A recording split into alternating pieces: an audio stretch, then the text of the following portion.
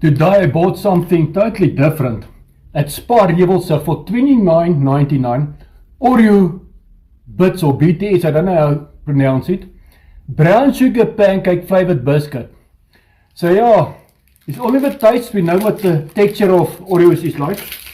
So let's taste what it tastes like. It's purple biscuits. Okay, quite interesting, very interesting. That's what it looks like.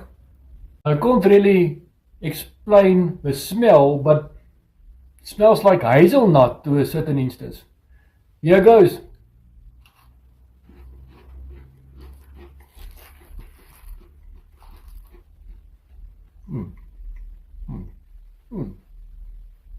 Not bad at all.